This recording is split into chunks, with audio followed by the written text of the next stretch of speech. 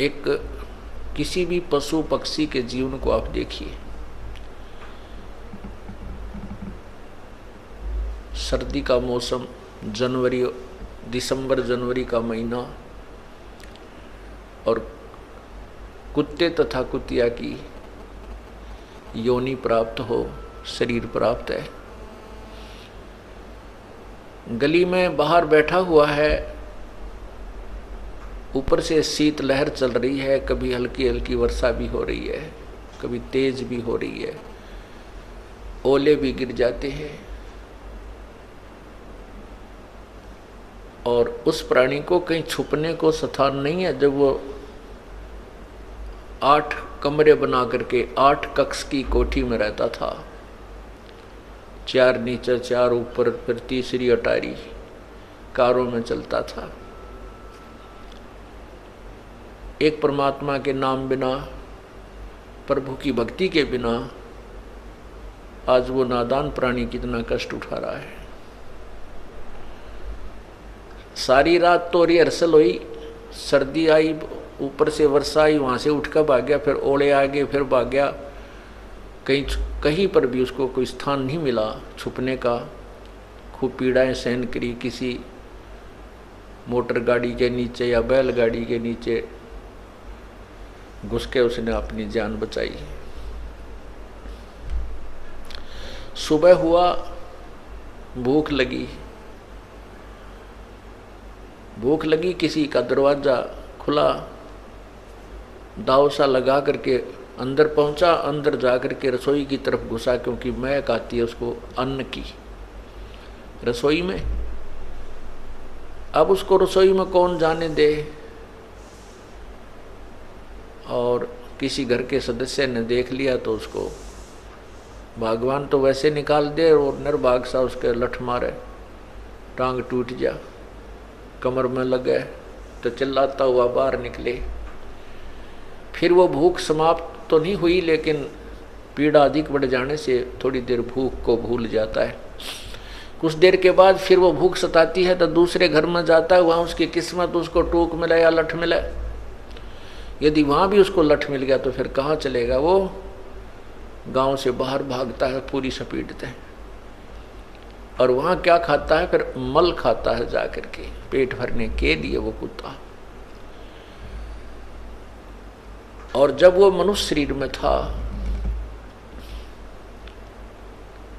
उसको कितना है भगवान का ज्ञान समझा लेते, कितनी बार समझाते, लेकिन उसके जू नहीं रेंगे थी, उसके जच्चा नहीं थी, यकीन नहीं, विश्वास नहीं होता था कि तेरे साथ या बिरान माटी होगी, तेरी ये दुर्गति भी हो जाएगी। पुण्यात्माओं, हमारी सोच एक जीव की है।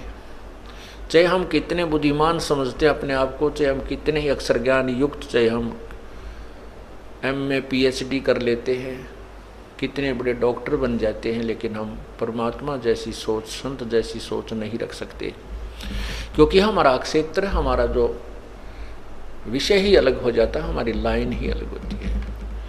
संत और परमात्मा जो है, उनके द्वारा दिया हुआ ज्ञान, क्योंकि संत परमात्मा का दिया हुआ ज्ञान ही बताता है, और परमात्मा का ज्ञान कभी गलत नहीं हो सकता। हम चाहे अपनी जो बुद्धिमत्ता, जिसको हम पूर्ण मान सकें, उसके आधार पर भले ही हम भगवान की बहुत सी क्रियाओं को रिजेक्ट कर देते हैं, लेकिन वो हमारे रिजेक्ट कर देने से वो रिजेक्ट नहीं होती। इसलिए हमने परमात्मा की प्रत्येक वाणी पर ध्यान रखना चाहिए, विचार अमल करना चाहिए, उनको सत्य माननी चाहिए। परमात्मा क्या बताते हैं,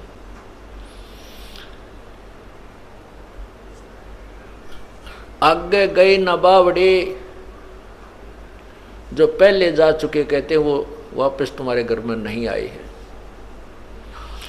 और रहते भी सब जाही, बिन साहेब की बंदगी कहीं ठोड़ ठिकाना नहीं। पूर्ण परमात्मा, साहेब का अर्थ होता प्रभु।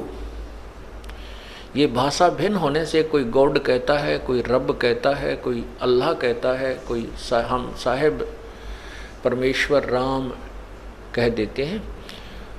तो सही मायनों में राम कौन है? क्योंकि हम जिस राम की तरफ संकेत करते हैं, हम जिस अल्लाह की तरफ संकेत करते हैं, गॉड की तरफ संकेत करते हैं, वो कबीर गॉड है, वो कबीर साहब है, कबीर परमेश्वर है, वो अल्लाह कबीर है, अल्लाह अकबर है। और ये कबीर अल्लाह वही है जो काशी में 120 वर्ष तक एक जुलाहे की भूमिका तथा एक महान कवि की भूमिका करके सहस्री राय थे, सहस्री चले गए। अब राम की परिभाषा, डेफिनेशन ऑफ गॉड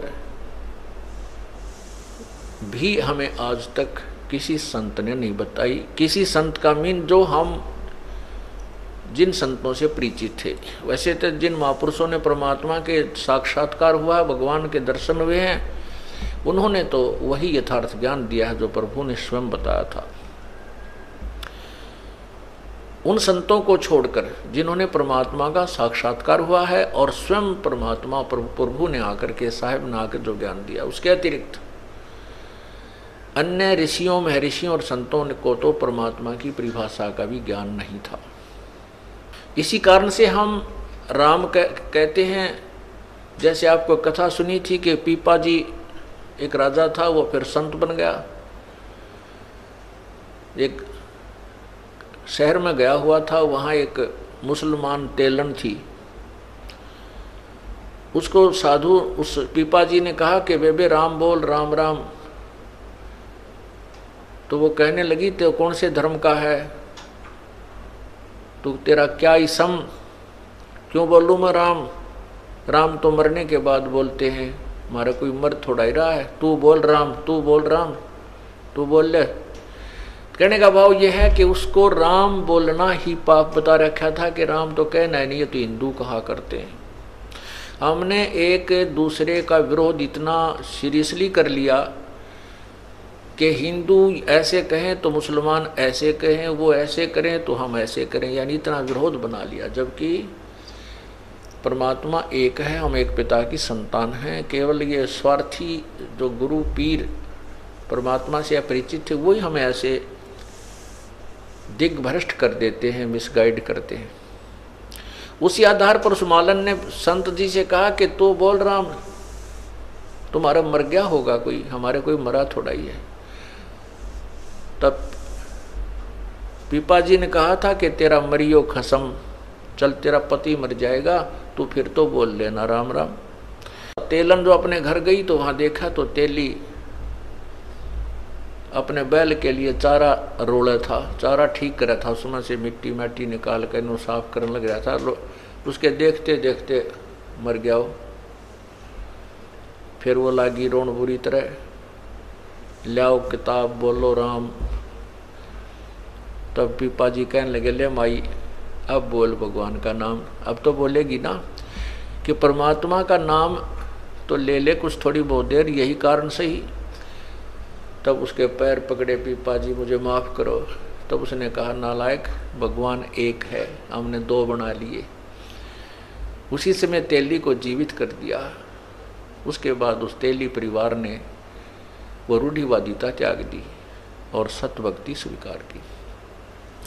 तो हमने भाषा भिन्न होने से कोई राम कहता है, कोई अल्लाह कहता है, कोई बात नहीं। भाषा भिन्न होने से कोई दिक्कत नहीं, राम कहो चाहे अल्लाह को, गॉड कहो, रब कहो, खुदा कहो। तो वो कौन है, उसकी परिभाषा क्या है? प्रभु की जो परिभाषा है, सबसे पहले तो ये कि जैसे जिस भी प्रभु में जितनी शक्ति है वो उतना ही स्वामी है, उतना ही मालिक है। जिस प्रकार एक जिले के अंदर डिप्टी कमिश्नर होते हैं, वो भी साहिब हैं, वो भी मालिक हैं अपने एक डिस्ट्रिक्ट के। फिर कमिश्नर भी साहिब है, वो 4-5 डिस्ट्रिक्ट्स के ऊपर होता है, जिलों पर। फिर मंत्री साहब होता है, वो एक विभाग में मालिक है। फिर मुख्यमंत्री साहब होता है, वो एक स्टेट प्रांत में मंत्री साहेब होता है, वो भी मालिक होता है। साहेब मीन प्रभु, स्वामी। राम उसको अल्लाह कहो चाहे स्वामी कहो। और प्रधानमंत्री बहुत से राज्यों पर, बहुत से स्टेट्स के ऊपर मालिक होता है। और राष्ट्रपति पूरे राष्ट्र पे जो है ओवरऑल कंट्रोलर होता है, तो वो भी साहब है। राष्ट्रपति साहब, प्रधानमंत्री साहब। तो अब हम जैसे यहाँ ब्रह्म बोला जाता है, वैसे ब्रह्म का अर्थ भगवान होता है, ब्रह्म कहो। अब यहाँ जैसे कोई भी किसी ऑफिस में काम करते हैं, जैसे हम ऑफिस में काम करते थे, ये दास जेई लगा हुआ था, तो एक्सियन ऑफिस में जाते थे तो वहाँ के क्लर्क लोग यही बोलते थे कि साहब का ऐसा आदेश है, साहब ने ऐसा कहा। तो बार बार नहीं कहते थे एक्सियन साहब, उनका अंडरस्टूड साहब था। वहाँ सुनने वाले को भी अंडरस्टूड था, बोलने वाले को भी अंडरस्टूड था कि साहब कौन है। तो उस डिवीज़न का वो साहब अंडरस्टूड था। तो इसी प्रकार जैसे यहाँ इस 21 ब्रह्मांड में जो राम बोला जाता है, ब्रह्म बोला जाता है, तो यहाँ जब हम ब्रह्म बोलते हैं, अपने परमात्मा की वाणी में ब्रह्म शब्द आता है, गीता जी में ब्रह्म शब्द है, तो ब्रह्म का अर्थ है 21 ब्रह्मांड का मालिक, जो राम यानी ज्योति निरंजन, ये काल, इसको ब्रह्म, ये भी भगवान है, ईश है। लेकिन परब्रह्म क्यों कहा गया कि इससे नेक्स्ट जो इससे नेक्स्ट जो परमात्मा है वो भी नेक्स्ट ब्रह्म, नेक्स्ट भगवान, अगला भगवान।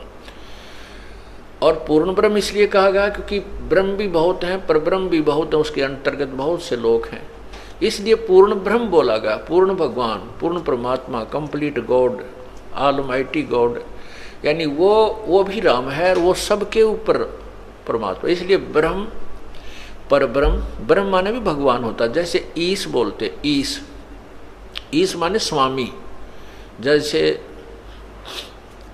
नरेश, नर जमा में ईश, नरेश राजा को कहते हैं, आदमियों का स्वामी, आदमियों में का मालिक, नरेश। जैसे मृगेश बोलते हैं, मृगेश का अर्थ होता शेर, जो जंगली चौपाए जानवरों का में मालिक, उनका प्रधान, उनका स्वामी। ऐसे ही ईश माने स्वामी, नर जमा में ईश, नरेश। ऐसे ही ईश का अर्थ होता स्वामी। ईश है 21 ब्रह्मांड का मालिक, ईश माने भी भगवान होता, ईश। इसलिए इसको ईश्वर, परमेश्वर 3 शब्दों में इसलिए डिवाइड किया गया है क्योंकि ईश माने ब्रह्म, ईश इक्वलेंट टू ब्रह्म, ईश कहो चाहे ब्रह्म कहो। भगवान ईश माने प्रभु और ब्रह्म माने भी प्रभु। और ईश्वर, जैसे हम ब्रह्मा जी को भी ईश हैं, विष्णु जी भी ईश हैं, स्वामी हैं, मालिक हैं, साहब हैं, शिव जी भी साहब हैं, ये अपने एक ब्रह्मांड में एक विभाग के स्वामी हैं, एक विभाग के ईश हैं, भगवान हैं। अब इनका पिताजी जो है ये इनके ऊपर ईश है,